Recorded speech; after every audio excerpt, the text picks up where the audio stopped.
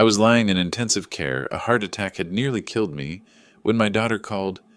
"Tomorrow is your son-in-law's birthday. Come and help with the preparations," I whispered. "I can't. I'm not feeling well." She yelled, "Then don't you dare come home." I hung up and blocked her number. A week later, I was discharged. I returned home and turned their lives into a nightmare. Betraying my family awakened a sense of justice they didn't expect. Before we continue, please subscribe to the channel and write in the comments what time it is where you are now. The fluorescent lights buzzed overhead like angry wasps. I stared at the acoustic ceiling tiles in the ICU, counting the tiny holes, anything to distract from the wires snaking across my chest and the steady beep of the heart monitor. 3 days had passed since my world tilted sideways on that roof. My phone vibrated on the metal tray beside me. Jennifer's name flashed across the screen. "Dad?" Her voice was tight, impatient, not the tone you'd expect when calling your father in intensive care. "Tomorrow's Brian's birthday party. We need you to come help with the setup." I shifted against the starched hospital sheets, wincing as pain shot through my chest. "Honey, I can't. I'm still at Providence. The doctors say—" "What do you mean you can't?" Her voice climbed an octave. "We've got 40 people coming. The caterer needs directions, the tent company is asking questions, and Brian's mother expects everything perfect." Through the phone, I heard Brian in the background. "Tell him we need the good chairs from the garage." My hand trembled slightly as I gripped the phone tighter. The heart monitor's beeping quickened. "Jennifer, I had a heart attack. I'm in the cardiac unit. They're running more tests tomorrow morning." Silence.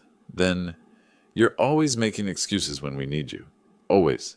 The words hit harder than any physical pain.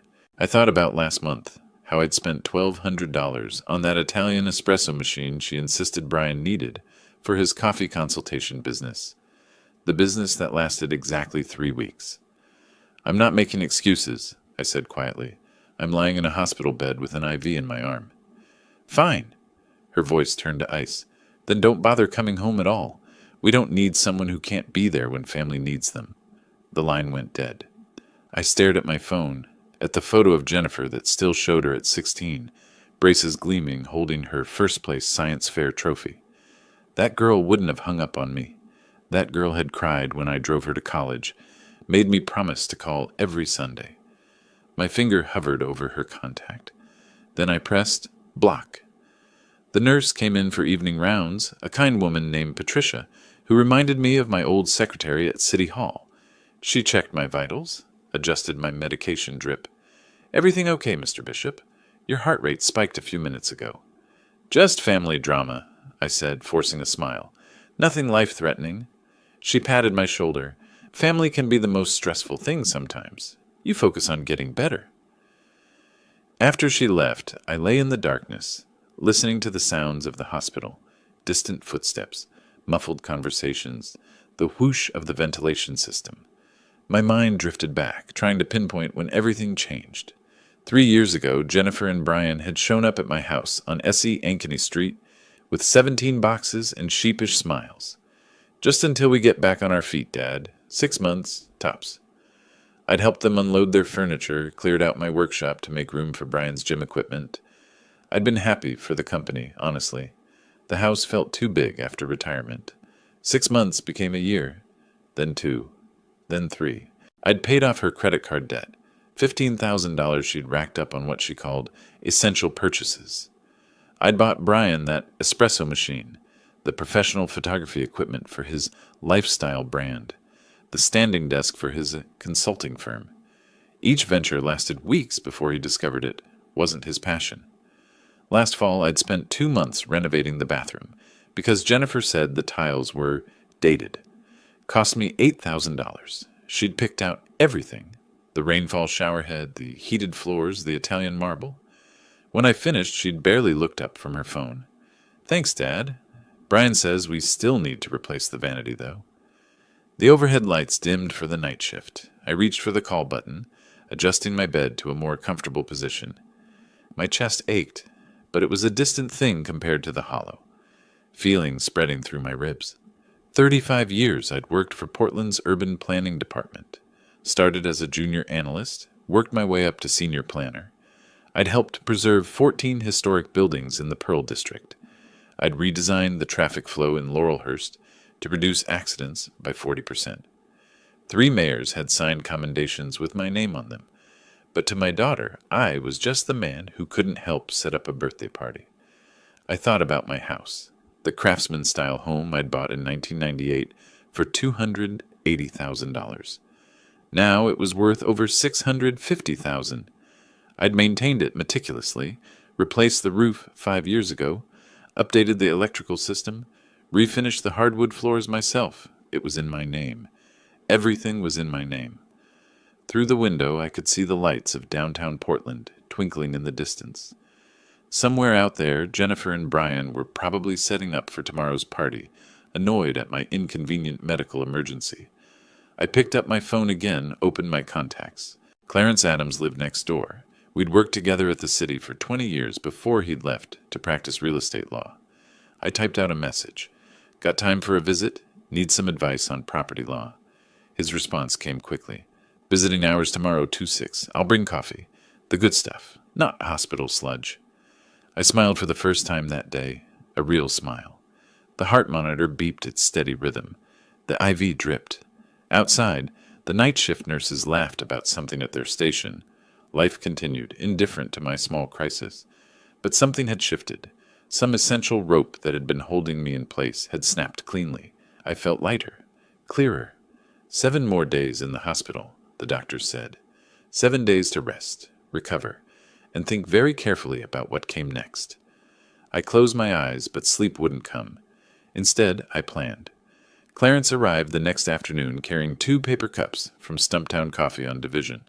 He settled into the vinyl visitor's chair, his reading glasses perched on his nose like they always were. You look terrible, he said, handing me the cup. Heart attack will do that. I took a sip. The coffee was perfect. Strong, no sugar. Exactly how I'd drunk it for 40 years. Thanks for coming. He waved a hand dismissively. Please, we survived 15 budget meetings together. This is nothing. His expression turned serious. So what happened? Jennifer said you had a minor episode when I saw her at New Seasons last week. She said what? Yeah, I ran into her and Brian at the grocery store. They were loading up on expensive cuts of meat, bottles of wine, premium stuff. Said they were planning a celebration. He paused. That was 4 days before your heart attack, Vernon. The beeping on my monitor picked up tempo. I forced myself to breathe slowly, deliberately. They knew I was sick. I'd told Jennifer I wasn't feeling well that whole week. Clarence's jaw tightened. The party was tomorrow, right? That's what she mentioned? Tomorrow. I stared at the pale green walls. While I'm hooked up to machines, they're celebrating. There's something else. Clarence shifted uncomfortably. I didn't want to mention it, but given the situation, 2 weeks ago I saw them returning from somewhere. Tanned, happy. Brian was pulling designer luggage from a taxi. They went on vacation? Looked like it. I asked Jennifer how the trip was, and she got this deer in headlights look. Said it was just a quick weekend thing. He pulled out his phone, scrolled through something. I checked my Ring camera footage. They were gone for 8 days. The taxi that dropped them off had an airport shuttle company logo. Hawaii, probably. Or Mexico. Somewhere with beaches and umbrella drinks. While I'd been replacing the water heater, they said was making weird noises. A $1,400 fix that the plumber said could have waited another year. I laughed. The sound came out bitter, sharp. Vernon?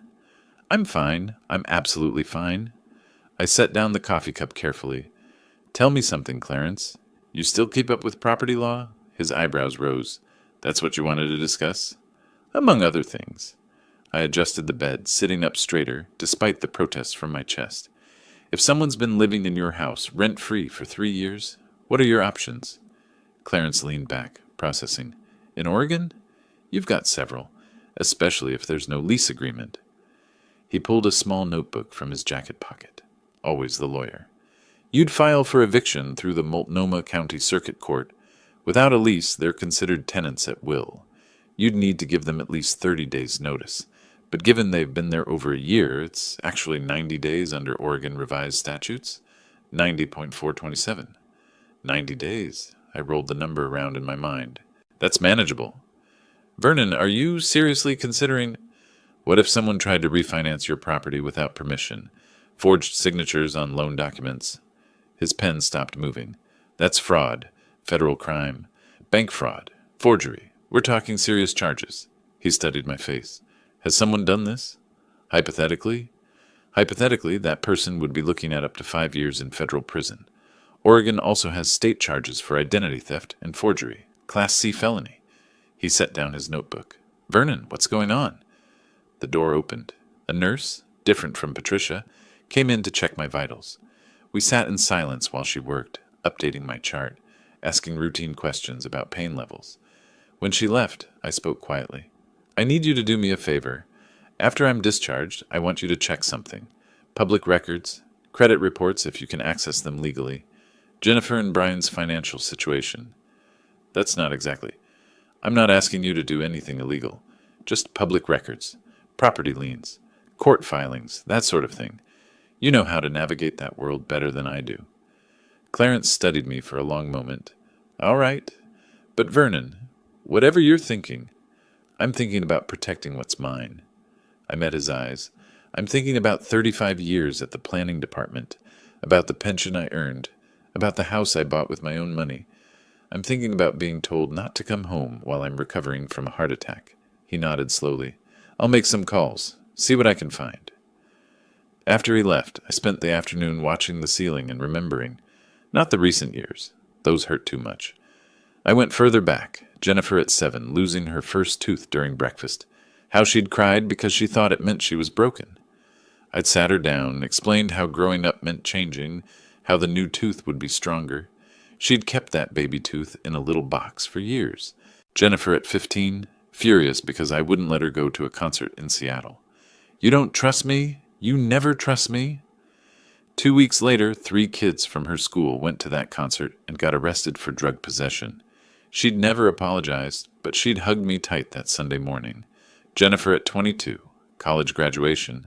I'd given her a check for $5,000, my savings from a year of side consulting work. Start your life right, I'd said. She'd cried, promised to make me proud. Where did that girl go? The days blurred together. Patricia taught me breathing exercises. Dr. Patel explained my medications, beta blockers, blood thinners, cholesterol management. I nodded, asked questions, played the role of compliant patient, but my mind worked overtime. On the 5th day, Clarence returned with a manila folder. You're not going to like this, he said, pulling the chair close.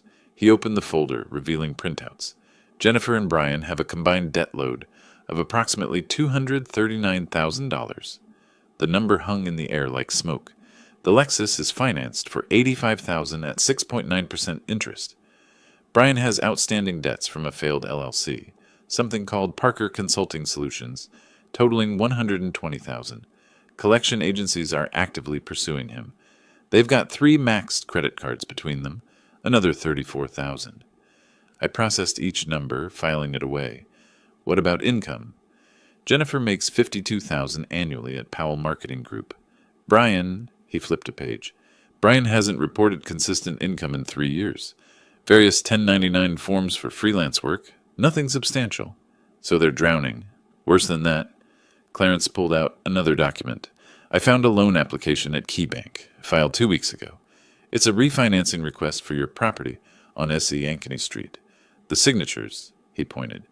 That's not your signature, Vernon. I've seen your handwriting 1,000 times. There it was.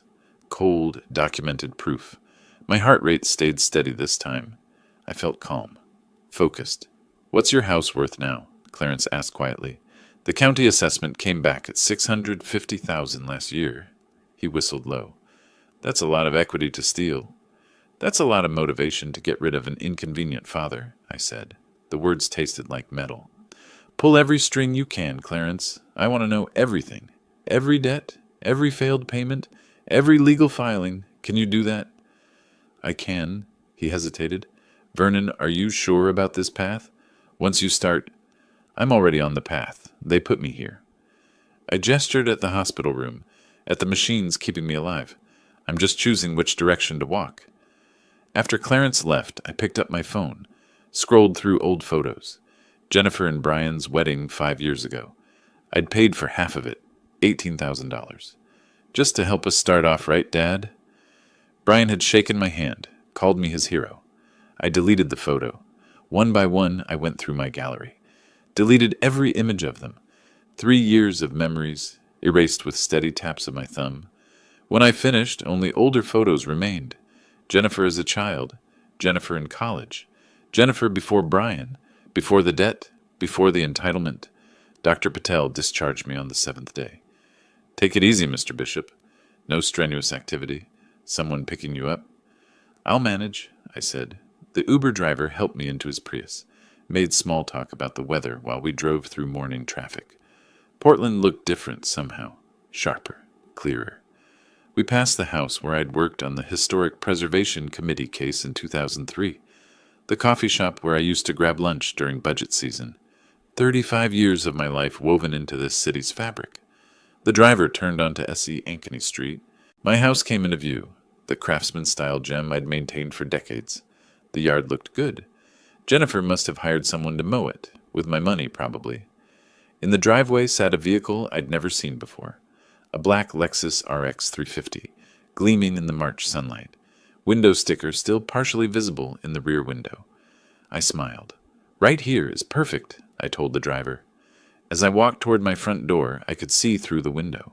New furniture in the living room, a massive flat-screen television mounted on the wall. Everything looked expensive, curated, perfect, built on debt and stolen equity. I unlocked the door with my key, stepped inside. Jennifer and Brian were in the kitchen. They turned, faces going pale. Dad, Jennifer said, you're home. Surprise, I said quietly. Hope the party was nice. Jennifer's coffee cup clattered against the granite countertop. Brian stood frozen by the refrigerator, a bottle of craft beer halfway to his lips. The kitchen smelled like expensive takeout, Thai food from that place on Hawthorne that charged $20 for pad Thai. We weren't expecting you, Brian said finally. He set the beer down slowly, like I was a wild animal he didn't want to startle. The hospital said another week at least. They said I could recover at home. I moved carefully into the living room, one hand on my chest. Not entirely an act. My ribs still ached. Figured I'd be more comfortable in my own bed. The furniture hit me again now that I was closer. A sectional sofa in charcoal gray that looked straight out of a West Elm catalog. A coffee table made of reclaimed wood and steel. The massive television had to be 75 inches, maybe more. I did quick math in my head. Probably $12,000 worth of new furniture, minimum. This is different, I said. Oh. Jennifer laughed, but it came out wrong, too high-pitched. Yeah, we did some redecorating. The old stuff was so worn out, you know? We thought you'd like the upgrade. Did you now? She flinched at my tone. Good. Let her squirm. Brian cleared his throat, trying to regain control. We were actually going to surprise you when you got back. Make the place feel fresh, more modern. Investment in the property value, really. I turned to look at him. Really look. He'd put on weight since they moved in. Soft around the middle. The kind of softness that came from not working, from spending days on the couch. He wore a polo shirt with a logo I didn't recognize. Probably cost more than my entire closet. Speaking of investments, I said, that's a nice vehicle outside.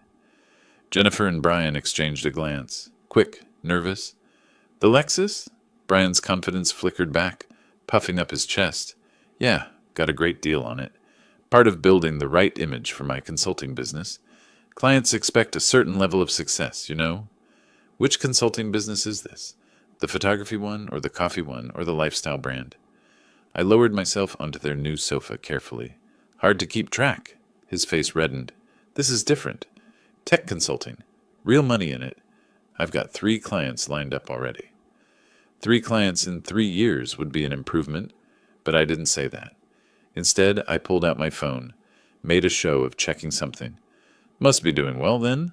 That's what, $60,000 for the SUV? 55, Jennifer said quickly. And we financed it, obviously. Everyone finances cars now, Dad. It's smart money management. Smart money management.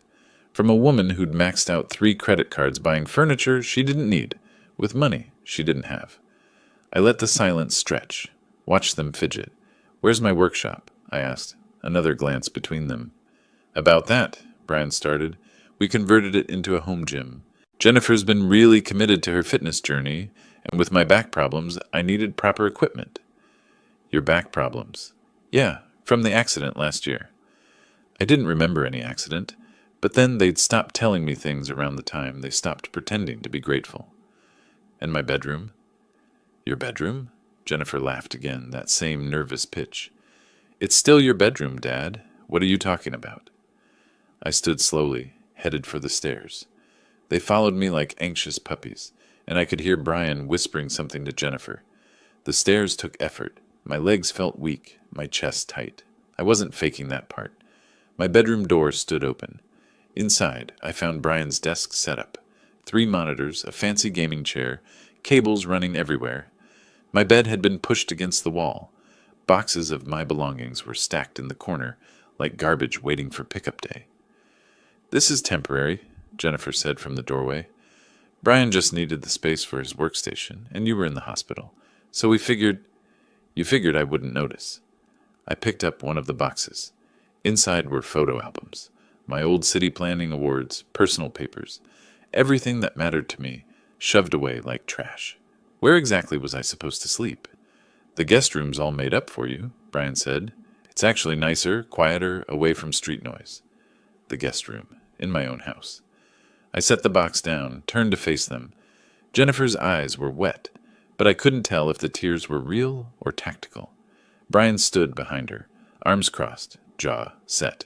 I need to rest, I said quietly. Long day. They practically fled. I stood in what used to be my bedroom and looked at Brian's setup. One of the monitors showed an email inbox. I couldn't read the messages from here, but I could see the senders. Collection agencies, multiple credit card companies, something from the Oregon Department of Revenue. Interesting. The guest room was indeed made up. They'd at least done that much. I unpacked my hospital bag slowly, hanging my shirts in the narrow closet. Through the window, I could see Clarence's house next door. The lights were on in his study. I made a mental note to visit him tomorrow. Over the next week, I played my part perfectly. Weak, recovering, mostly staying in my room. I took my medications at the dining table where they could see. Winced when I moved too fast. Let them think the heart attack had broken something fundamental inside me. Jennifer started making breakfast. Not well, she'd burned the bacon twice, but she tried. Brian asked about my doctor appointments, pretended to care about my cardiac rehab schedule. I watched them, learned their patterns. Brian slept until noon most days. Jennifer left for work at 8:30, returned around 6. They ordered takeout 4 nights out of 5, nothing cheap. When they thought I was napping, they argued. Always about money. We can't afford this, Jennifer hissed one afternoon. I was in my room, door cracked open. The Lexus payment is $1,200 a month, Brian. $1,200? So ask him for help. He's got money. I'm not asking my father for more money. Why not? You've done it before. He always folds. Always folds. The words stung more than my chest pain. He's different since the hospital, Jennifer said. Colder. He's old and sick, probably feeling sorry for himself. Give it time. He'll come around. I waited until I heard them go out. Some function for Jennifer's marketing firm. Then I went downstairs and looked through the mail they'd left on the counter. Bills, mostly.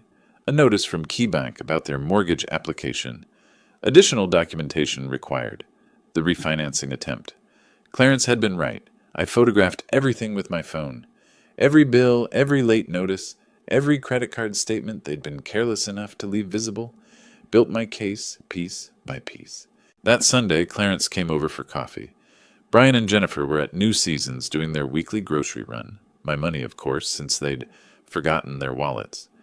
You look better, Clarence said, though his eyes said he knew I was performing. Appearances can be deceiving. I poured us both coffee. I'd started buying the expensive beans from Stumptown, leaving the receipts where Jennifer would find them. Let her see what her father could still afford. Did you find a good real estate attorney? Linda Pierce. Works out of the Pearl District. She's expensive, $3.50 an hour, but she's a shark. He pulled out a business card. I told her you might call. I'll set up a meeting. I slid the card into my wallet. What about the refinancing? Bank rejected it last week. Documentation irregularities, they said. Basically, they figured out the signature was forged. He stirred his coffee slowly. That should be the end of it, but Vernon, If you wanted to pursue charges, not yet. I glanced toward the window. The Lexus sat in the driveway, gleaming black paint showing every fingerprint. I want them to understand the full scope of their situation first. Which is? Hopeless, I smiled. $239,000 in debt. Aging father who's supposed to be their safety net, and now their safety net is waking up. Clarence studied my face. You've changed. Near-death experiences have that effect. I heard a car door slam. They were back. You should go. Don't want them thinking we're conspiring, aren't we? We're old friends having coffee, that's all. He left through the back door just as Jennifer and Brian came in the front, arms loaded with Whole Foods bags. Organic this, free range that. Must have been a $300 shopping trip. Dad! Jennifer seemed startled to see me in the kitchen. You're up. Feeling stronger every day, I said. I pulled out my wallet, made a show of checking my bank balance on my phone, made sure the screen was visible.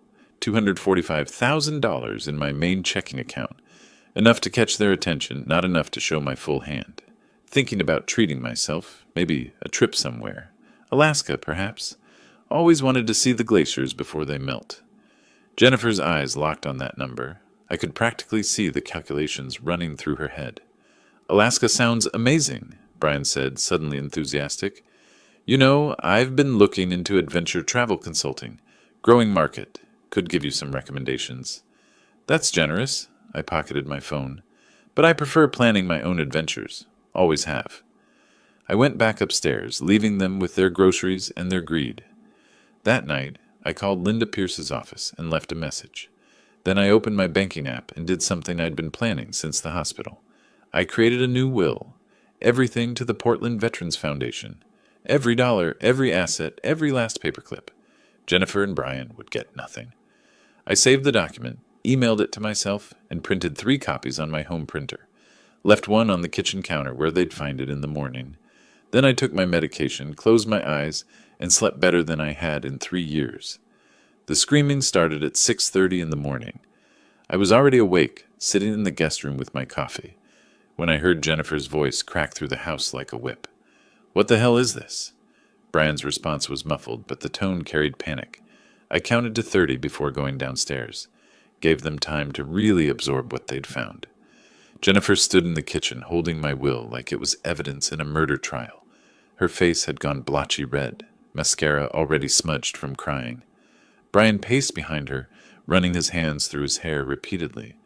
Morning, I said, pouring myself a fresh cup. Sleep well? What is this? Jennifer thrust the papers at me. Her hands shook. The Portland Veterans Foundation? You're leaving everything to charity? Yes. Everything? The house, your retirement accounts, all of it? Every penny.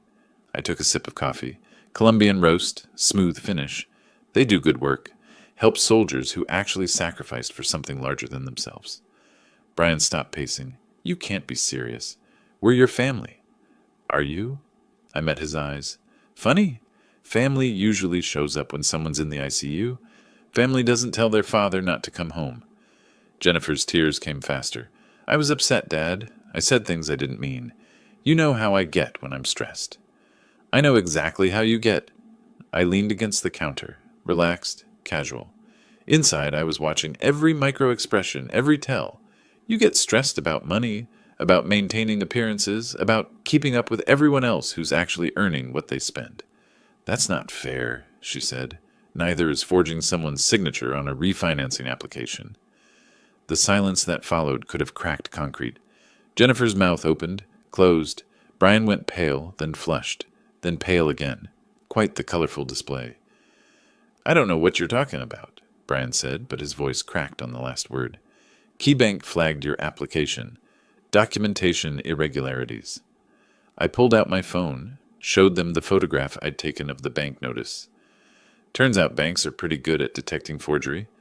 Who knew? Jennifer sank into a chair. Dad, please, let me explain. Explain what? How you tried to steal my house? How you've been bleeding me dry for 3 years? I set my coffee down carefully. Here's what's going to happen. You're going to get jobs, real ones. You're going to pay your own bills, and you're going to start looking for somewhere else to live. You're kicking us out? Jennifer's voice climbed to a register I hadn't heard since she was 13. We have nowhere to go. Should have thought about that before treating me like an ATM with a heartbeat. Brian stepped forward, jaw tight. You're being unreasonable. We made one mistake. One? I laughed. It came out cold, sharp. Let's count, shall we? The $15,000 in credit card debt I paid off. The $8,000 espresso machine for your coffee business that lasted 3 weeks. The bathroom renovation. The photography equipment. The lifestyle brand supplies. Should I continue? Those were investments in our future, Brian said. No, those were investments in your delusions. I picked up my phone again. Linda Pierce, real estate attorney. I have a meeting with her this afternoon. Want to guess what we'll be discussing? Jennifer stood abruptly, chair scraping loudly. You wouldn't actually evict us. Your own daughter. My own daughter told me not to come home while I was recovering from a heart attack. I kept my voice level, measured. That daughter doesn't exist anymore. I'm just protecting my assets from strangers who happen to share my last name. Over the next week, they tried everything. Jennifer brought home my favorite meals, or tried to. The pot roast was overcooked, the potatoes underdone. She'd never learned to cook properly, always relied on takeout or my efforts. She sat across from me at dinner, attempting small talk about her day at work, asking about my cardiac rehab. I answered in monosyllables. Yes, no, fine. Brian suddenly developed an interest in home maintenance. I found him in the garage one afternoon, attempting to organize my tools. He'd mixed up the socket sets, put the wrenches in the wrong drawers. 40 years of careful organization destroyed in his attempt to appear helpful. What are you doing? I asked from the doorway. Thought I'd help out. You know, with your heart and everything, you shouldn't be doing heavy work. So you're destroying my tool organization? I'm trying to help. His frustration showed through, anger simmering beneath the forced smile. You're making this impossible, Vernon. It's Mr. Bishop, I said, and you can leave my tools alone. Their tactics shifted. They started bringing up old memories. Remember when we went to the coast, Dad? Remember my high school graduation? Remember how happy we all were? I remembered. I remembered every moment they were trying to weaponize against me. The difference was I also remembered the last 3 years. Memory's funny that way. Selective amnesia only works if everyone's participating. The meeting with Linda Pierce happened on a Thursday afternoon. Her office sat on the 9th floor of a building in the Pearl District. All glass and steel and expensive views. She was younger than I expected, 45 maybe, with sharp eyes that missed nothing. Mr. Bishop, she shook my hand firmly, Clarence speaks highly of you. He speaks highly of everyone. It's annoying. She laughed. Fair enough. Let's talk about your situation. I laid it out methodically. 3 years of cohabitation without a lease. No rent paid, no formal agreement. The refinancing attempt with forged signatures, the debt load they were carrying. Linda took notes on a yellow legal pad, her pen moving quickly. Oregon's landlord-tenant law is clear on this, she said when I finished. They're tenants at will. Since they've been there over a year, you need to give 90 days' notice under ORS 90.427. After that, if they refuse to leave, you file for eviction through the circuit court. And the forgery? That's criminal. Bank fraud, identity theft, forgery, take your pick. She tapped her pen against the pad.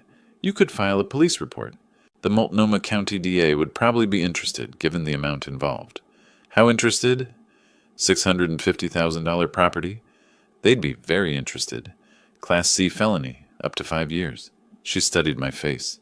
Is that the route you want to take? I thought about Jennifer at 7, losing her first tooth. Jennifer at 15, hugging me after that concert situation. Jennifer at 22, crying at graduation. Then I thought about her face on that phone call, her voice saying, "Don't bother coming home." Let's start with the eviction, I said. The criminal charges are leverage if they don't cooperate. Smart. Linda pulled out a contract. My retainer is $5,000. Hourly rate is $350. Given the circumstances, I'd estimate total costs around $12,000 to $15,000 if it goes to court. Money well spent. I pulled out my checkbook, the same one I'd had for 20 years. Worn leather cover, pages filled with carefully logged transactions. Wrote the check with steady hands. Back home, Jennifer and Brian were in the living room, having what they probably thought was a private conversation. I could hear them from the driveway. He's not going to budge, Brian said. The old man's lost it. He's not lost anything. He's punishing us. For what? Being family? Using resources that would have been ours anyway? For the phone call. For everything. Jennifer's voice cracked. I messed up, Brian. I really messed up. So fix it. Cry more. Apologize better. Old people always forgive their kids eventually. Old people. As if I were some generic elderly person, not the man who'd raised Jennifer, paid for her education, given her everything. I opened the front door loudly, made sure they heard me coming. They sprang apart like guilty teenagers. Jennifer wiped her eyes quickly. Brian straightened his shoulders, putting on his confident face. How was your appointment? Jennifer asked, voice syrupy sweet. Productive. I set my keys in the bowl by the door, the ceramic bowl Jennifer had made in middle school art class, one of the few things I'd kept from her childhood. Attorneys drawing up formal eviction notices. You'll receive them early next week. You're really doing this, Brian said, not a question. Did you think I wasn't? I think you're making a mistake. He stepped forward, and for a moment I saw real anger flash across his face. We could make this very difficult for you. Fights over property rights, elder abuse claims, competency hearings. Are you threatening me? I'm stating facts, but his voice wavered. Courts don't look kindly on people who kick out family members, especially elderly people who might not be thinking clearly after medical trauma. I smiled, actually smiled. By all means, try. You'll need an attorney for that. Wonder how you'll pay for one, given your debt situation? Jennifer grabbed Brian's arm. Stop. Just stop. She turned to me, and for a second I saw genuine fear in her eyes. Dad, please. Can we talk about this? Really talk, not just talk. I moved toward the stairs. You had 3 years to talk to me like I mattered. Now I'm done listening. That night, lying in the guest room that used to be for actual guests, I heard them arguing again. Louder this time. Words tumbling over each other in desperation. Jennifer blamed Brian. Brian blamed Jennifer. They both blamed me for being unreasonable and cruel. Not once did they blame themselves. I pulled out my phone and recorded 30 seconds of their argument. Just insurance. Then I rolled over and went to sleep, the sound of their panic playing like a lullaby. The eviction notices arrived on a Tuesday morning via certified mail. I watched from the kitchen window as Jennifer signed for the thick manila envelope. Her hand trembled so badly the postal worker had to steady the clipboard. She opened it right there on the porch. I saw her face go from confused to horrified in the space of a breath. The papers fluttered in her grip as she read. Brian appeared behind her, yanking the documents from her hands. His jaw clenched tight enough to crack teeth. 90 days. That's what Linda had filed for. 90 days to vacate the premises, remove all belongings, and return the property to its rightful owner. The notice cited Oregon Revised Statutes 90.427 in precise legal language that left no room for interpretation. They came inside like a storm. Brian slammed the door so hard a picture frame rattled on the wall. Jennifer's mascara had already started running. She'd been crying on the porch. This is insane, Brian said, waving the papers. You can't just throw us out on the street. I'm not throwing you anywhere. I continued stirring my oatmeal calmly. I'm giving you 90 days to find alternate housing. That's more than fair. Fair? Jennifer's voice broke. We've lived here for 3 years. We have rights. You have the right to rent an apartment like every other adult in America. I took a spoonful of breakfast, savored the warmth. Consider this your eviction notice and your wake-up call. They came in the same envelope. Brian dropped into a chair, running calculations I could see playing across his face. 3 months. Security deposits. First and last month's rent. Moving costs. With their debt load, they'd need at least $8,000 up front just to secure a decent place. Money they didn't have. Where are we supposed to go? Jennifer asked. Do you have any idea how expensive rent is in Portland? I do, actually. Checked Zillow last night. 2-bedroom apartments in East Portland run about $1,400 a month. Add utilities, and you're looking at $1,600 total. I smiled slightly. Better start budgeting. This is revenge, Brian said. Pure revenge. You're punishing us for one mistake. Multiple mistakes. And yes, it's accountability. Novel concept. I know. Over the following week, they hired an attorney, or tried to. The first 3 firms they contacted turned them down. Small retainers, complicated case, clients with obvious credibility issues. Finally, they found someone willing to take them on. Marcus Webb, according to the business card I found left on the counter, practices out of a strip mall in Gresham. Reviews online were mixed at best. Webb sent Linda a letter demanding we halt eviction proceedings while they explored their options regarding tenant rights and potential elder abuse claims. Linda called me, read it aloud, then laughed so hard I had to hold the phone away from my ear. "He's fishing," she said. "Classic desperation move. Threatens elder abuse, competency issues, anything that might make you back down. Will it work? Only if you're actually incompetent, which you're clearly not.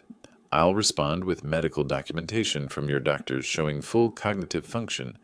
We'll also include records of all the money you've given them over 3 years. Shows a pattern of them exploiting you, not the reverse." "How long until court?" "They filed for a hearing. Judge Harrison's docket is backed up. Probably mid-July for the actual eviction hearing." She paused. "Vernon, there's something else you should consider. The forgery. That bank application. We could file criminal charges." I'd been thinking about that, weighing it. "What would that involve?" "Police report to start. Portland PD, White-Collar Crime Division. They'd investigate, hand it to the Multnomah County DA. Given the amount involved and the clear evidence, they'd likely prosecute. Brian would be looking at a Class C felony, 3 to 5 years if convicted." 3 to 5 years. I thought about Jennifer visiting Brian in prison, trying to explain to their future children why Daddy was gone. Thought about how that would destroy what was left of their lives. Then I thought about lying in that ICU bed, wires crossing my chest, listening to Jennifer tell me not to come home. "File it," I said.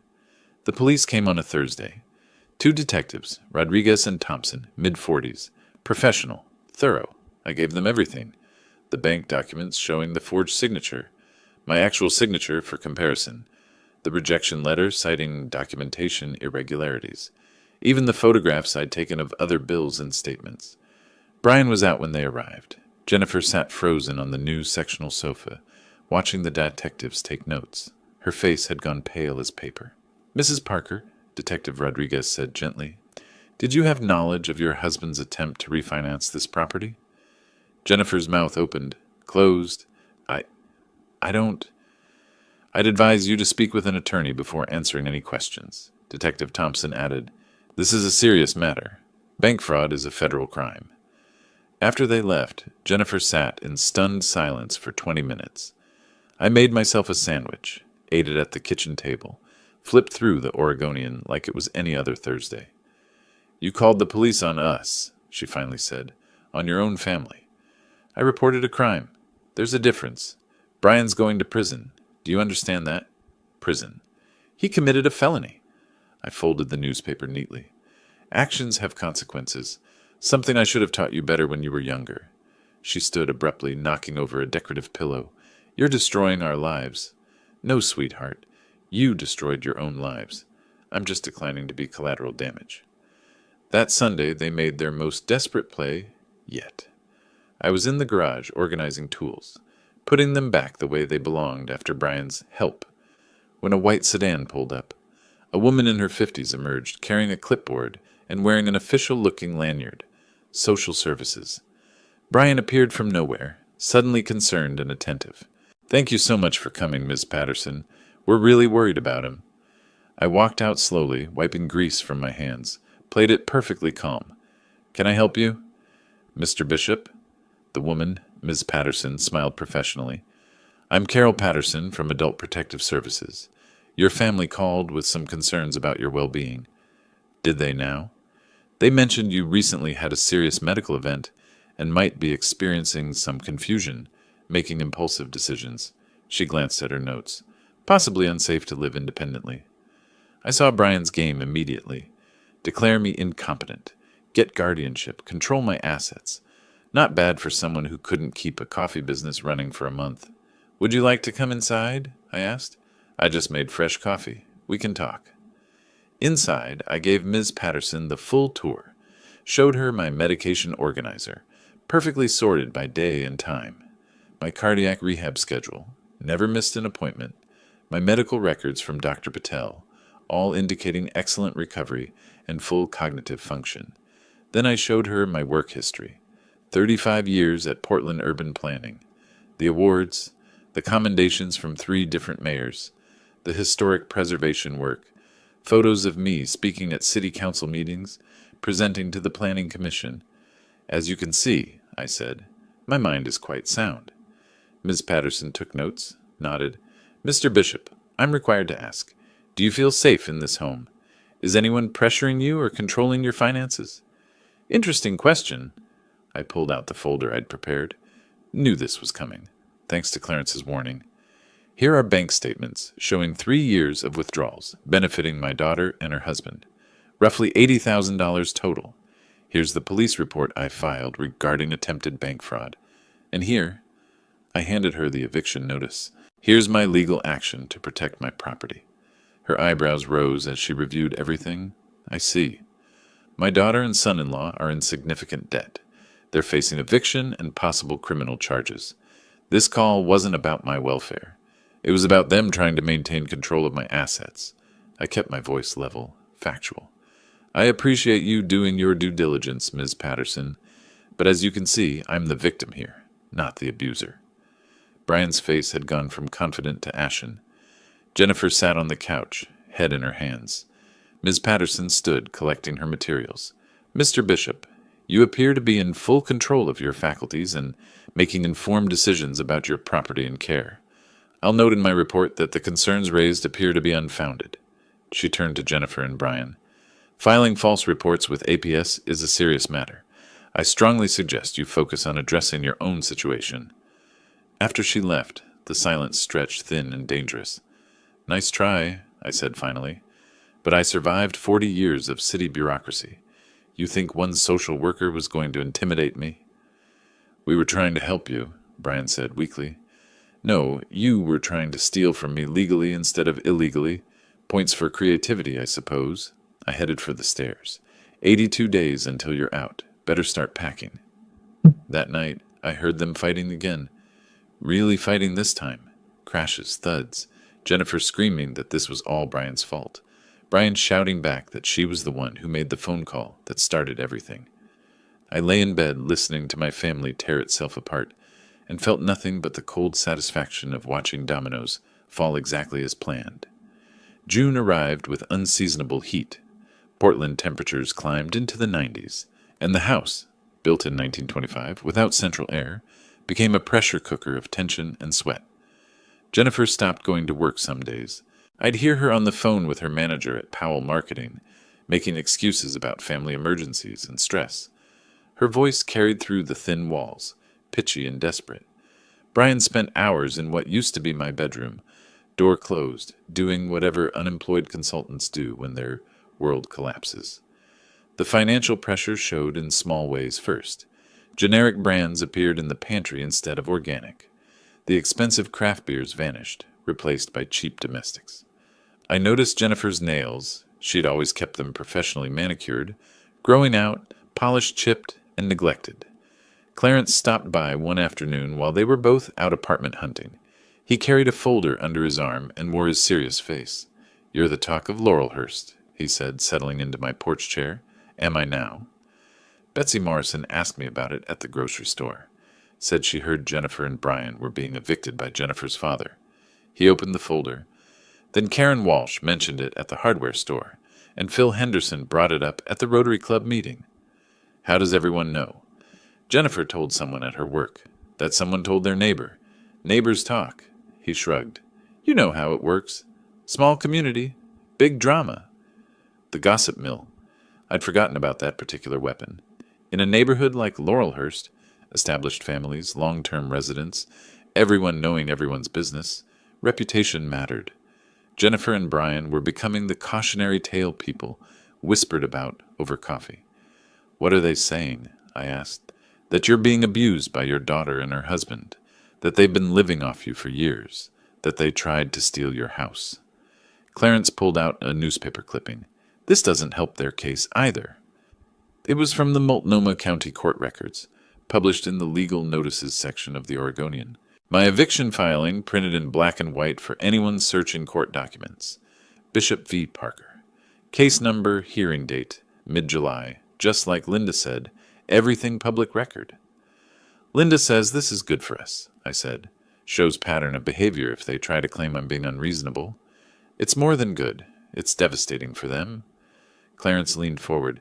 Vernon, I don't think you realize how bad their situation is. Between the debt, the eviction, and the criminal investigation, they're toxic. No landlord will touch them. No bank will loan to them. They're in free fall. I should have felt something. Guilt, maybe. Remorse. Instead, I felt the same cold clarity that had sustained me since the hospital. They made their choices. They did, Clarence agreed. Just wanted you to know what's happening out there. The neighborhood's on your side, completely. After he left, I sat on the porch watching the afternoon shadows lengthen. Across the street, Betsy Morrison waved from her garden. 2 houses down, Phil Henderson gave me a thumbs up while walking his dog, the silent support of people who'd known me for decades. The court hearing arrived on a sweltering Tuesday in mid-July, the Multnomah County Courthouse downtown, Judge Harrison presiding. Linda met me outside, wearing a navy suit that meant business. They're already inside, she said. Webb looks nervous. The courtroom was smaller than I expected. Fluorescent lights, cheap paneling, the seal of Oregon mounted behind the judge's bench. Jennifer and Brian sat at the defendant's table with Marcus Webb, their strip mall attorney. Jennifer wore a conservative dress I'd never seen before, probably borrowed. Brian had squeezed into a suit that didn't quite fit right, collar too tight, jacket straining at the shoulders. Judge Harrison entered, mid-50s, silver hair, reading glasses. He reviewed the file for several minutes before speaking. This is an eviction proceeding, he said. Bishop versus Parker. Mr. Bishop seeks to remove tenants from his property at 1847 S.E. Ankeny Street after 90 days' notice. Ms. Pierce, your opening?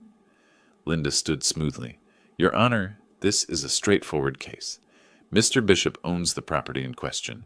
The defendants have resided there for 3 years without a lease, without paying rent, and without contributing to household expenses.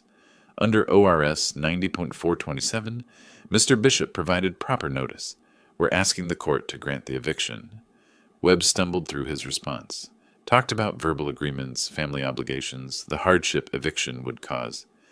Judge Harrison listened with the patient expression of someone who'd heard it all before. Mr. Webb, the judge interrupted, do you have any documentation of a rental agreement? Any proof of rent payments? Well, no, Your Honor, but any lease, written or otherwise? It was an informal family arrangement. That's not a legal basis to prevent eviction. Judge Harrison turned to me. Mr. Bishop, you're the property owner of record? Yes, Your Honor. Purchased in 1998. Deeds in my name alone. And you provided 90 days' notice as required. I did. The judge reviewed more papers.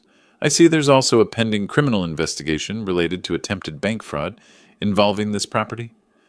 Brian's face went white. Jennifer grabbed his hand under the table. Yes, Your Honor, Linda said. The defendants attempted to refinance Mr. Bishop's property without authorization using forged signatures. The Multnomah County District Attorney is reviewing charges. Judge Harrison's expression hardened. He removed his glasses, fixed Brian and Jennifer with a look that could have frozen lava. So you're living rent-free in your father-in-law's house, not contributing financially, and attempted to steal his equity through fraud. Webb opened his mouth. Nothing came out. Your Honor, Jennifer said suddenly, voice cracking, my father had a heart attack. We were trying to help. By forging his signature on loan documents? No, that's not. We were desperate. Desperation doesn't justify fraud, Miss Parker. The judge put his glasses back on. This court grants the eviction. Defendants have 45 days from today to vacate the premises. That's September 1st. Any belongings remaining after that date will be considered abandoned. The gavel came down. Sharp. Final. Jennifer burst into tears. Brian sat frozen, looking like he'd been hit by a truck. Webb gathered his papers quickly, avoiding eye contact. Outside the courthouse, Linda shook my hand. Clean victory. 45 days is actually generous. Judge could have given them 30. September 1st? I repeated. The date felt symbolic somehow. Labor Day weekend. New beginnings. They'll likely appeal, Linda warned. But given the circumstances, I doubt it'll go anywhere. You've got a solid case. I watched Jennifer and Brian exit the building. She leaned on him heavily, face buried in his shoulder. He stared straight ahead, jaw clenched. Marcus Webb said something to them, gestured helplessly, then walked away toward the parking garage. Even their attorney was abandoning them. The Uber ride home felt different, lighter. I looked at Portland passing by, the food cart pods, the Powell's Books building, the bridges crossing the Willamette. My city, the place I'd spent my career trying to improve, to preserve, to protect. Now I was protecting myself. That evening I found a note on the kitchen counter. Jennifer's handwriting, shaky and rushed. Dad, please, we need to talk. Really talk. Before it's too late. Jay, I folded the note carefully, put it in my pocket, went to my computer and checked my bank accounts, my investment portfolios, my retirement funds. Everything in order, everything protected. Then I pulled up rental listings for East Portland, found several options in their price range, small apartments, older buildings, nothing fancy but adequate. Printed them out, left them on the counter where Jennifer would find them. A olive branch, sort of. More like a roadmap to their new reality. Through the walls, I heard Brian's voice raised. Your father is destroying us. Everything we built. We built nothing, Jennifer shouted back. We lived off him like parasites. Don't you see that? The first crack of self-awareness. About time. I made myself dinner, salmon, roasted vegetables, a glass of decent wine. Ate alone at the kitchen table with the window open, warm July air carrying the scent of roses from Betsy Morrison's garden. 43 days until they were gone. 43 days until my house was mine again. I could wait. August brought no relief from the heat or the tension. The house felt smaller each day, packed with boxed belongings and simmering resentment. Jennifer and Brian moved through the rooms like ghosts, avoiding each other, avoiding me, avoiding the reality of September 1st approaching with the inevitability of a freight train. The Lexus disappeared on a Thursday morning. I was drinking coffee on the porch when the tow truck arrived. Bank of America repo, according to the logo on the side. Two men worked efficiently, hooking up the SUV while Jennifer watched from the doorway in her bathrobe. Her face had gone slack, expressionless, like she'd run out of reactions to process. Brian came charging out. You can't take that. I'm only 2 months behind. 3 months, sir, the driver said, checking his paperwork, and according to the lender, you haven't returned their calls in 6 weeks. I was dealing with a family emergency. Not my problem. The truck lifted the Lexus smoothly. $85,000 worth of image building vanishing down S.E. Ankeny Street. Several neighbors watched from their yards. I saw Betsy Morrison shaking her head, and Phil Henderson actually filming it on his phone. The theater of consequences. Better than anything on television. Brian stood in the driveway long after the truck disappeared, arms hanging at his sides. Then he turned and saw me on the porch with my coffee. Enjoying the show? He asked bitterly. Just drinking my morning coffee. You made it a show. He walked toward me, fists clenched. For a moment I thought he might actually swing. Hoped he would, honestly. Assault charges would make everything so much cleaner. This is all your fault, he said, voice low and dangerous. Everything that's happening to us. No, Brian. This is all your fault. Mine was just stopping the bleeding. I took another sip. How's the apartment search going? His jaw worked. Every place we apply turns us down. Bad credit, eviction on record, pending criminal charges. We're untouchable. Consequences, I said simply. Funny how they accumulate. He stormed back inside. The door slammed hard enough to rattle the porch railings. That afternoon, Detectives Rodriguez and Thompson returned. Brian's face went from angry to terrified in the span of a breath when he saw them through the window. They sat in the living room, my expensive new living room, courtesy of debt-financed furniture, and laid out the situation in calm, professional tones. The Multnomah County DA is prepared to file charges, Rodriguez said. Bank fraud, forgery, identity theft. We're looking at a Class C felony. Standard sentence runs 3 to 5 years. Jennifer made a sound like a wounded animal. Brian's hands trembled. However, Thompson continued, the DA is willing to offer a plea agreement. Mr. Parker pleads guilty to attempted fraud, accepts 3 years supervised probation, and pays restitution of $50,000 to Mr. Bishop. No jail time if he complies fully. $50,000. I watched Brian process that number, watched him calculate how impossible it was, how utterly beyond his reach. And if he doesn't take the deal? Jennifer asked quietly. Trial. If convicted, mandatory minimum of 3 years in state prison, possible maximum of 5. Plus restitution, legal fees, court costs. Rodriguez handed Brian a business card. You've got until next Tuesday to decide. Talk to your attorney. After they left, Brian sat motionless on the sectional sofa. Jennifer paced, arms wrapped around herself, spiraling into full panic mode. $50,000, she repeated. Where are we supposed to get $50,000? Your father, Brian said flatly. Ask him. They both turned to look at me. I'd been standing in the kitchen doorway witnessing the whole scene. Absolutely not, I said. Dad, please. Jennifer's voice broke. Brian will go to prison. Our lives will be destroyed. Your lives are already destroyed. You did that yourselves. I pulled out a chair, sat down at my own kitchen table. I paid your debts before. $15,000 for credit cards, $8,000 for equipment, bathroom renovation. Every single time you promised things would change. They never did. This is different. This is exactly the same. You want me to bail you out so you can keep pretending your choices don't matter? I shook my head. I'm done being your safety net, Jennifer. You're going to land on the ground this time. Feel how hard it is. Brian stood abruptly. You're a miserable old man who can't stand seeing other people happy. I'm a man who finally stopped letting his family steal from him. I met his eyes calmly. Take the plea deal, Brian. 3 years probation is better than prison. Figure out how to make the payments. Get a job, a real one. Join the rest of us in the adult world. He stormed out. Jennifer stayed, tears streaming down her face. I remember when you used to love me, she said softly. I still love you. That's why this hurts. I stood, moved toward the stairs. But love doesn't mean letting you destroy yourself. Or me. Over the next 2 weeks, their apartment search grew increasingly desperate.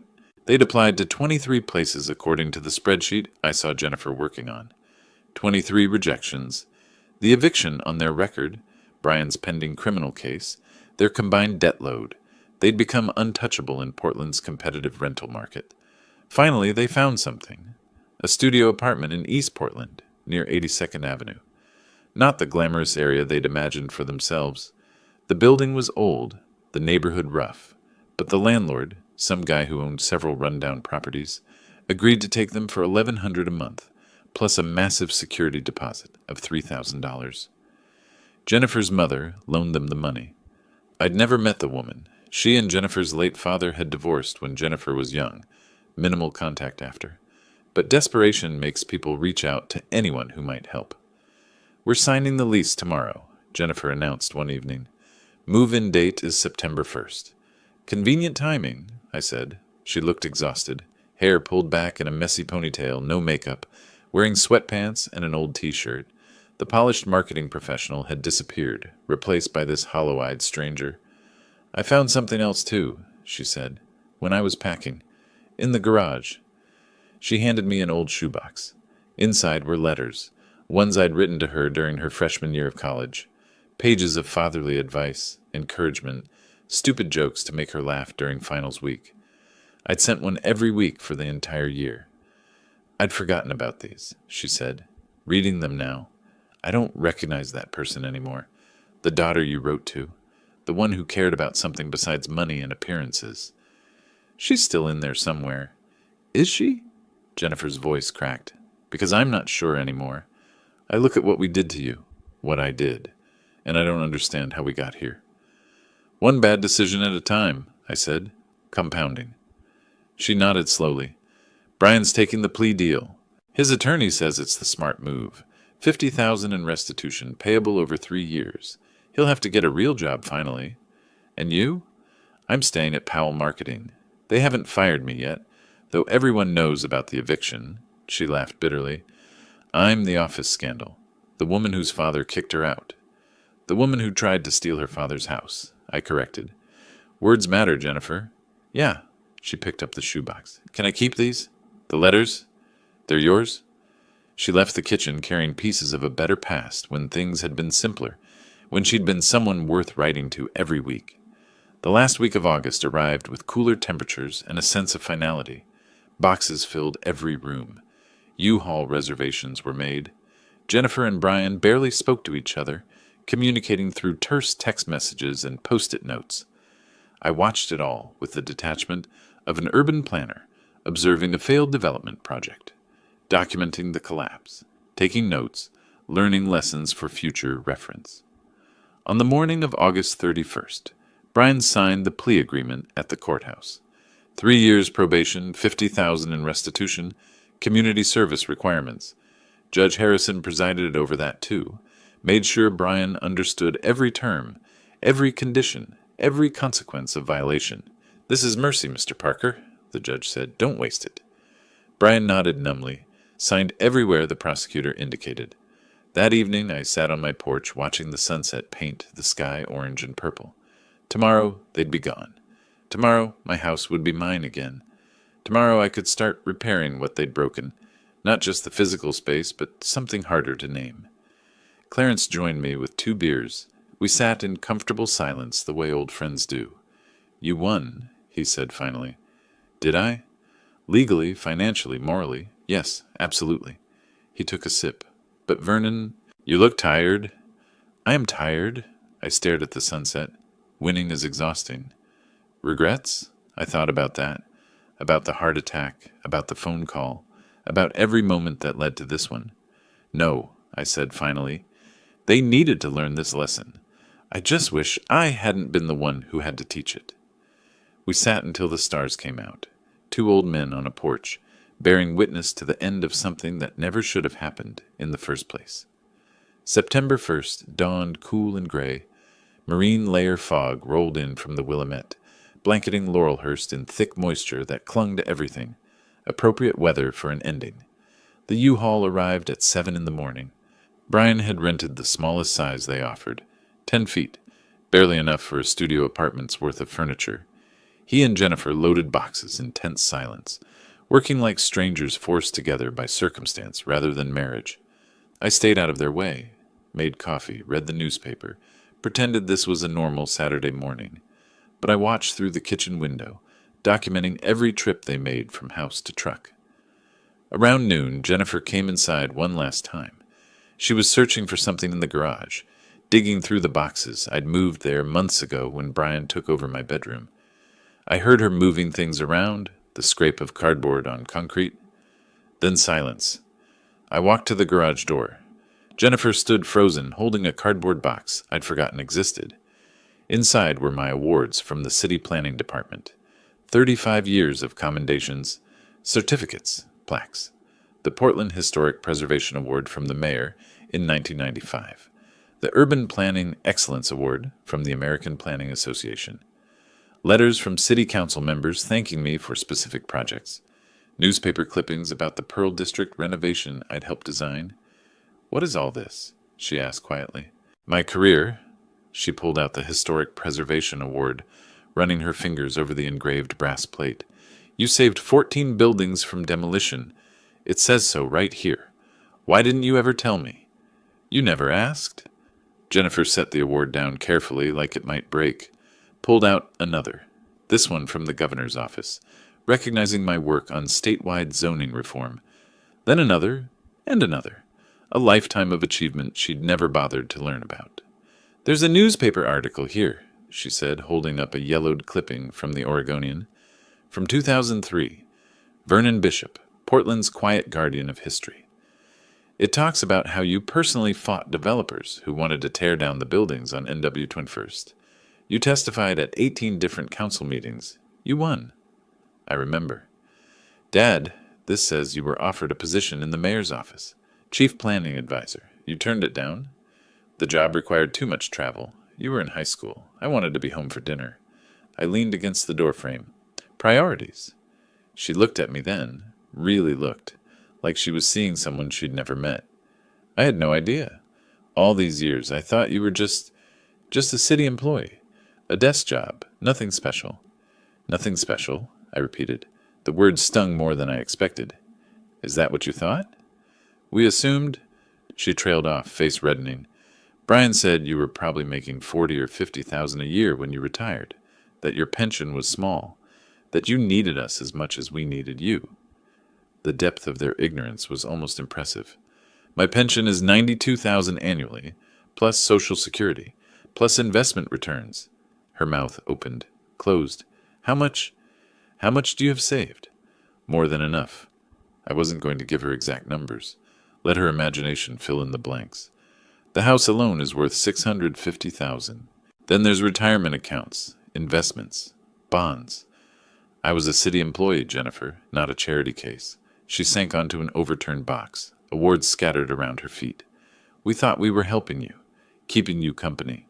Brian said elderly people need family around to stay healthy. Brian said a lot of convenient things. Oh my God, she put her head in her hands. We treated you like you were nothing, just a wallet with a pulse. And all this time, you were someone important, someone who mattered. I always mattered. You just stopped noticing. Brian appeared in the garage doorway. Jennifer, we need to go. The studio's rental office closes at 3. He saw the awards, saw Jennifer's face. What's going on? Did you know Dad was basically a city hero? Jennifer held up the Historic Preservation Award. That he saved entire neighborhoods? That the governor personally thanked him for his work? Brian's face went carefully blank. That's great, Vernon. Very impressive. You knew, Jennifer said slowly. You knew, and you didn't tell me. I knew he had a decent pension, yeah. So what? So we've been treating him like he was some poor retired clerk who needed our help. Her voice climbed, when really we were the ones drowning, and he was the only thing keeping us afloat. Keep your voice down. Brian glanced toward the street where neighbors were definitely listening. This isn't the time. When is the time, Brian? After we've lost everything? After we've burned every bridge? Jennifer stood, shoving the box toward him. Look at this. Really look. This is who my father is, and we tried to steal his house. The shame hit her all at once. I watched it spread across her face like a stain, the full weight of what they'd done, who they'd done it to, what they'd destroyed in the process. She started crying, huge gasping sobs that shook her whole body. Brian tried to take her arm. She pulled away violently. Don't touch me. This is your fault. You told me he was just an old man with some savings. You told me we deserved this house more than he did. You told me... She broke off, crying too hard to continue. I told you what you wanted to hear, Brian said coldly. Don't pretend you weren't part of every decision we made. The truth of it shut her up. She had been part of it. Every choice, every manipulation, every casual cruelty. They'd built their delusions together, brick by brick. I picked up one of the awards, the one from the American Planning Association, solid walnut with brass plating, and set it back in the box carefully. You should finish loading. The rental office closes soon. Jennifer wiped her face roughly. Dad, not now. I couldn't do this now. Couldn't process their belated understanding while they stood in my garage, surrounded by evidence of their ignorance. Just finish, please. They loaded the last boxes in silence. The U-Haul filled slowly. Furniture that had looked so impressive in my spacious craftsman house now looked cheap and shabby in the harsh daylight. The West Elm sectional had a stain I'd never noticed.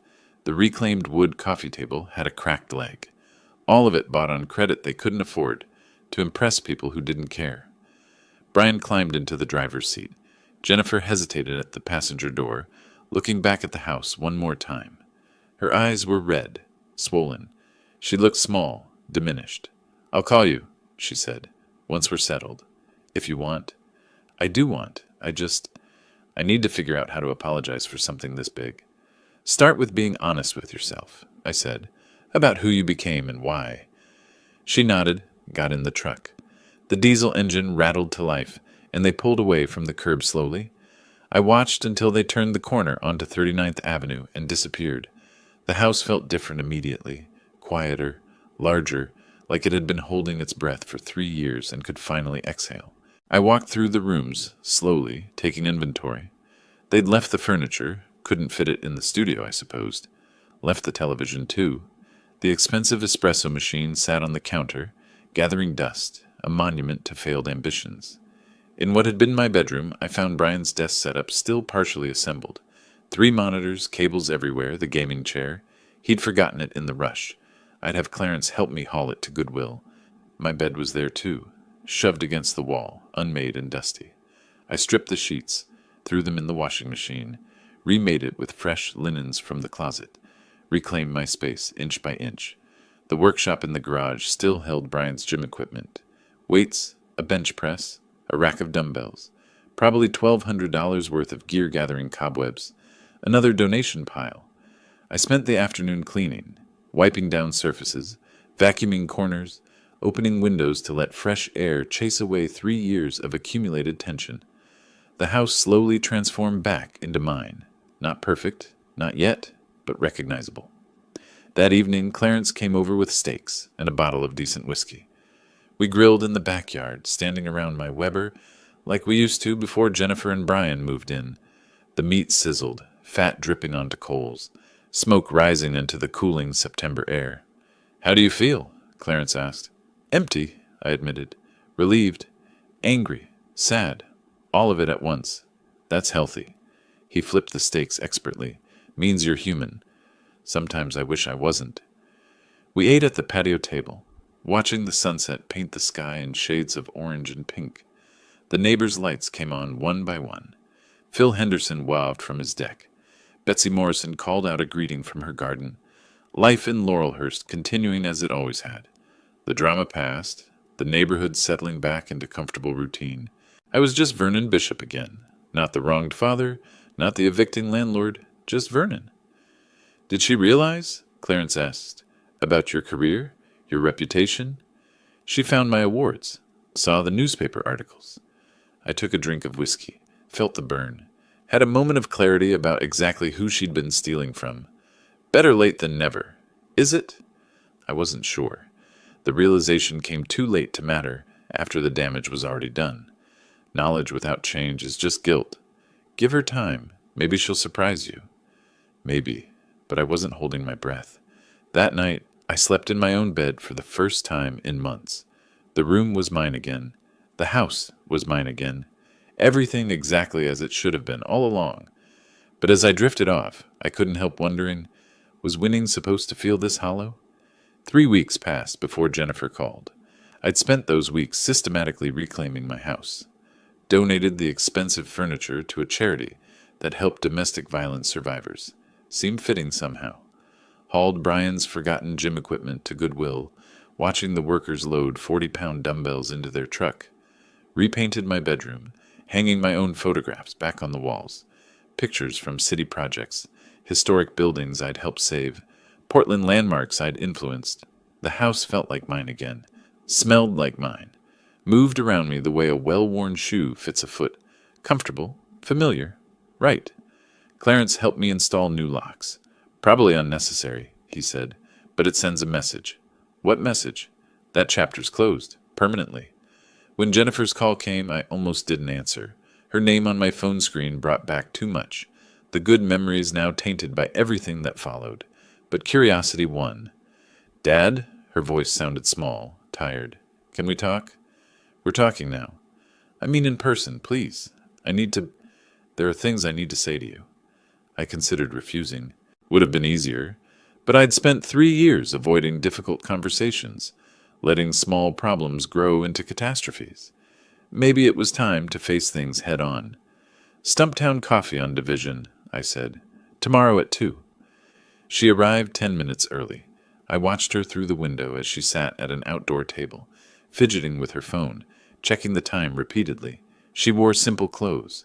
Jeans, a plain t-shirt, hair pulled back, no makeup, the polished facade completely gone. I ordered my coffee slowly, made her wait. Not out of cruelty, just testing whether she'd stay or bolt. When I finally sat down across from her, she looked up with red-rimmed eyes. "Thanks for meeting me," she said. "You look terrible." A bitter laugh escaped her. "I feel terrible. The studio it's small, really small. We can hear our neighbors through the walls. There's a leak in the bathroom the landlord won't fix. And Brian," she trailed off. "What about Brian?" "We're separating, probably divorcing." She said it flat, matter of fact. "Turns out when you strip away the comfortable house and the free ride, there's not much left between us. He blames me for everything. For the eviction, for the criminal charges, for his probation. I blame him for pushing me to treat you like an ATM. You both share that blame equally. I know. She twisted her coffee cup. I spent the last 3 weeks thinking about when it all went wrong. When I stopped seeing you as my father and started seeing you as a resource, an inconvenience. I don't have a good answer. It was gradual, I said. Small choices that became patterns. Patterns that became character. Brian got a job. Warehouse work, overnight shift, $11 an hour. He hates it. Comes home exhausted, angry at the world. She smiled without humor. I told him that's what real work feels like. He didn't appreciate that. I sipped my coffee. Waited. The restitution payments started last week. We owe you $50,000 over 3 years. That's $1,389 a month. She pulled out a folded paper, a payment schedule. I did the math. Between my salary and Brian's warehouse job, after rent and utilities and food, we have maybe $200 left each month. We can't make the payments. That's not my problem. I know. I'm not asking you to forgive the debt. She met my eyes. I'm telling you so you understand. We're going to violate the plea agreement. Brian will go back to court. He'll probably go to prison. The information settled between us. A statement of fact, not a plea for sympathy. Does he know you're telling me this? I asked. He doesn't know I'm here at all. He'd lose it if he found out. She unfolded the paper, showed me the numbers in her neat handwriting. I wanted you to know that I understand the consequences now. What we did, what it cost, what happens next. No more denying reality. I studied her face. She looked older, harder, like life had finally caught up with her entitled assumptions and crushed them flat. Why tell me? I asked. What do you want from this conversation? Nothing. I want nothing. Her voice cracked slightly. I just wanted you to know that I see it now. Who you are. What we took from you. I found more articles online about your work, your career. You testified in front of state legislature twice. You wrote policy that's still in use today. You saved history, Dad. Real, actual history. And we treated you like you were nobody. Yes, you did. She flinched but didn't look away. I also wanted to apologize. Really apologize. Not the manipulative kind where I'm trying to get something. Just, I'm sorry. For all of it. For the phone call at the hospital. For living off you. For Brian's forgery. For every moment we made you feel small and unimportant. You deserve so much better from me. The words hit harder than expected. I'd imagined this conversation dozens of times, practiced my cold responses, prepared my emotional armor, but hearing genuine remorse, watching her sit there without defenses, offering nothing but acknowledgement of harm done, that was different. I don't forgive you, I said. Not yet. Maybe not ever. I understand. But I appreciate you saying it, owning it. I finished my coffee. What happens when Brian violates probation? His lawyer says probably a year in county jail for violation, plus whatever the judge decides about the original charges. Could be 2 years total. She wrapped her arms around herself. I'll divorce him while he's inside. Start over completely. I'm already looking for a second job. Weekends, maybe nights. Anything to get ahead of the debt. You could declare bankruptcy. I could. She shook her head. But that feels like running away again. I caused this debt. I'll pay it. We sat in silence. Around us, Portland moved, cyclists passing on Division, students from the nearby coffee shop, families pushing strollers, life continuing its indifferent forward motion.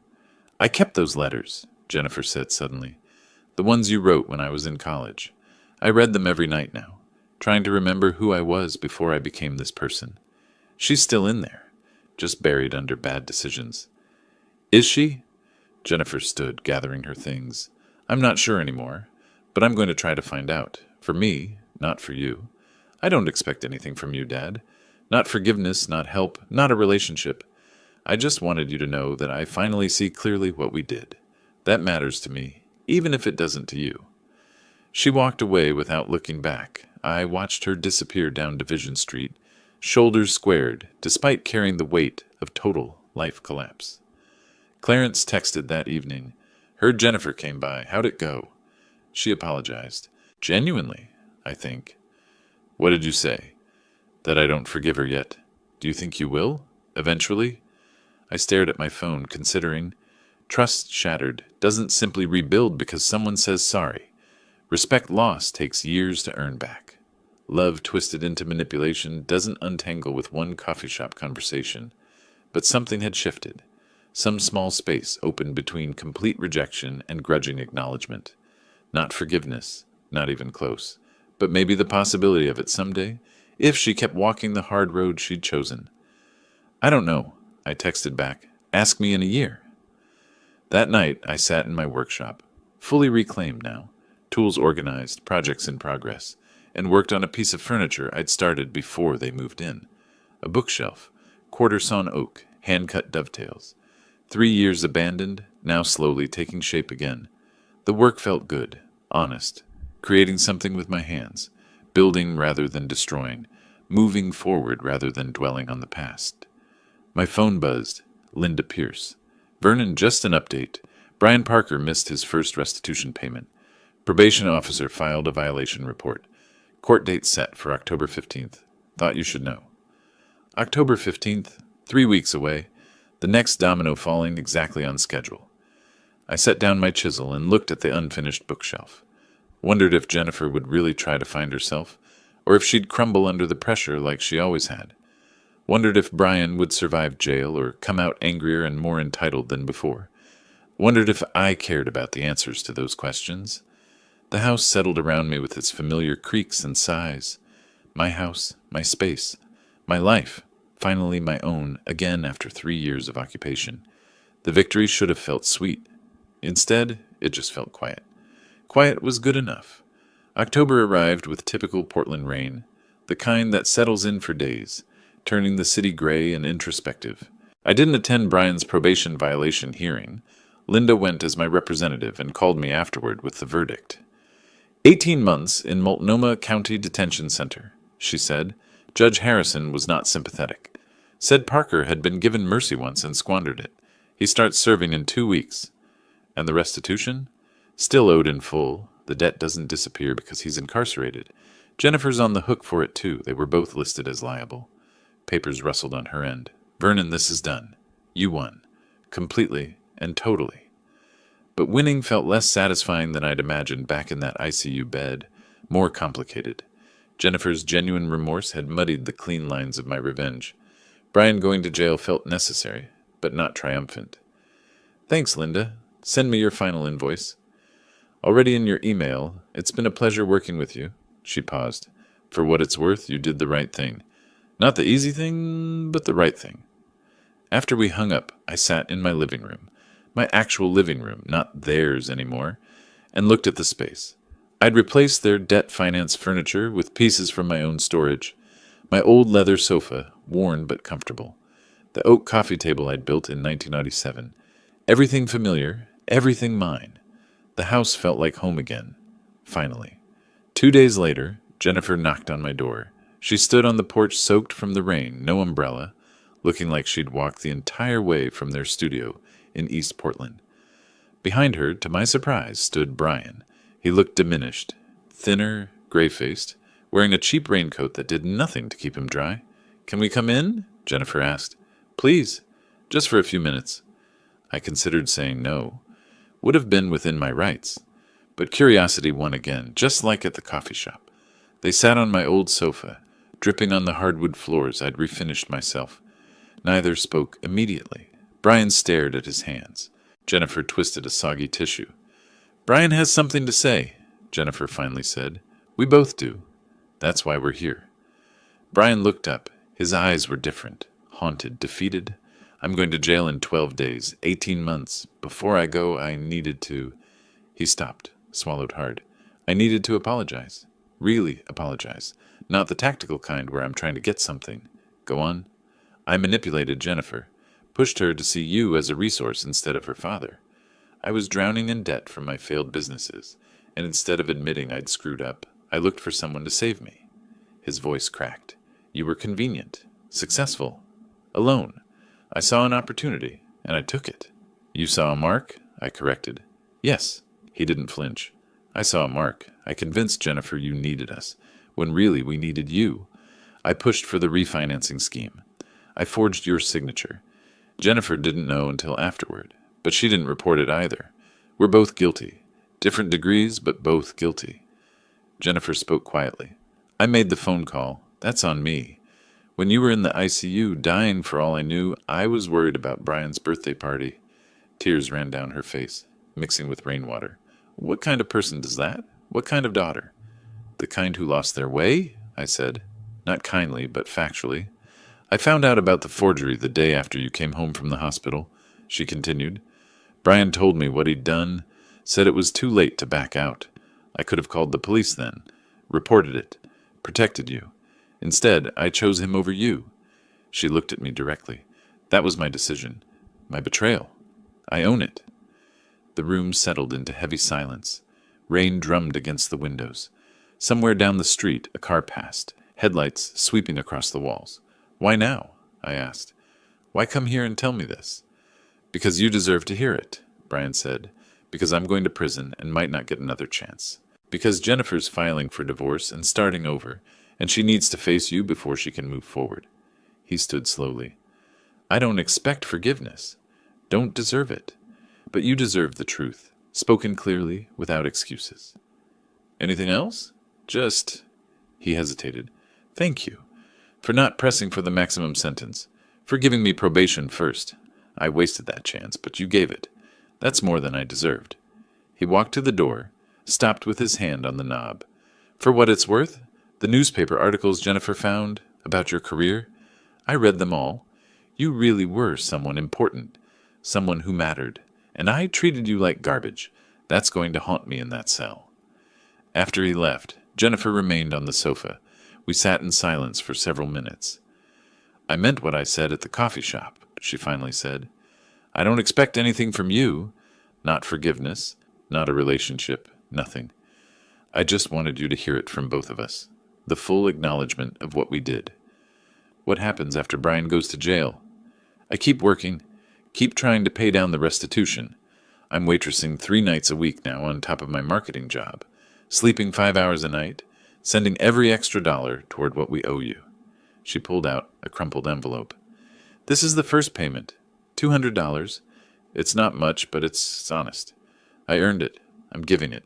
No strings attached. I took the envelope. The bills inside were worn, clearly hard-earned. Keep it. What? Keep it? Pay your own rent. Feed yourself. I set the envelope on the coffee table between us. Here's what's going to happen, Jennifer. You're going to pay the court-ordered restitution over the next 3 years. Not to me. To the system. That's justice, and it's non-negotiable. But I'm not going to grind you into dust over it. Dad, I'm not done. I leaned forward. You're going to rebuild your life. Really rebuild it. Not fake it with credit cards and borrowed money. You're going to figure out who you are without Brian, without my money, without anyone's safety net. You're going to become someone your 22-year-old self would recognize. And then maybe we try being father and daughter again. Not now, not next month, maybe not next year. But eventually, if you prove you've actually changed. I pulled out a business card, my own, from my consulting days. This is my email. Once a month, if you want, you can send me an update. How you're doing, what you're learning, who you're becoming. I'll read them. I might not respond, but I'll read them. She stared at the card like it was a lifeline. That's more than I deserve. Probably. But I spent 35 years believing in second chances, in redemption, in people's capacity to change. I'm not going to stop now. I stood, moved toward the door. But understand, this isn't forgiveness. Not yet. This is a chance to earn it. If you waste it, there won't be another. Jennifer stood, tucked the card carefully into her pocket. I won't waste it. We'll see. At the door, she turned back. The bookshelf in your workshop, the oak one with the dovetails. That's beautiful work. You saw it? When we were packing. I noticed it then, realized you'd stopped working on it after we moved in. She managed a small, sad smile. I hope you finish it. You deserve to finish things you started. After she left, I stood on the porch watching the rain. Betsy Morrison waved from her window across the street. Clarence's light was on next door, probably grading papers or reading case law. The neighborhood continuing its quiet existence, anchored by people who'd been here decades, who knew each other's histories and flaws and still chose to stay. My phone buzzed, a text from Jennifer. Thank you for the chance. I'll try to deserve it. Jay, I didn't respond. Not yet. Let her sit with uncertainty for a while. Let her work for it. Inside, I returned to my workshop. The bookshelf waited, nearly complete now. Just the final sanding and finishing left. I ran my hand along the dovetails, feeling where my chisel had cut clean lines 3 years ago. Time to finish what I started. The wood grain caught the light as I worked, showing patterns laid down over decades of growth. Oak was like that, strong, enduring, showing its age honestly. You couldn't hide oak's history, couldn't pretend the hard years hadn't happened. But those hard years made it stronger, more beautiful, more worth preserving. I thought about Jennifer's monthly emails, wondered if I'd read them with softness or skepticism, wondered if she'd actually follow through or fade away like her past commitments, wondered if 18 months from now, when Brian got out, they'd both be different people or just older versions of the same. Didn't know, couldn't know. That was the thing about second chances. They required faith in an uncertain outcome, but I'd built a career on faith. Faith that historic buildings could be saved. Faith that neighborhoods could be preserved. Faith that people, given the right incentives and consequences, could choose better paths. Sometimes that faith was rewarded, sometimes it wasn't. Either way, I'd done what I set out to do, protected what was mine, enforced consequences, stood my ground. The house was mine again. My life was mine again. The people who'd taken advantage had learned, painfully, expensively, that actions have weight. Justice wasn't always satisfying, but it was fair, and fair was enough. I applied the first coat of finish to the bookshelf, watching the oil soak into the wood, bringing out the grain's full beauty. Outside, the October rain continued. Inside, my house settled around me with its familiar sounds. Home. Finally, completely home. The phone buzzed again. Clarence. Dinner tomorrow? I'll bring the steaks. You're on, I typed back. And bring your good whiskey. Life moving forward. Not perfect, not healed, but moving. That was enough. That was everything. If you liked this story, please like this video, subscribe to the channel, and share your impressions of this story in the comments. To listen to the next story, click on the box on the left. Thank you for watching.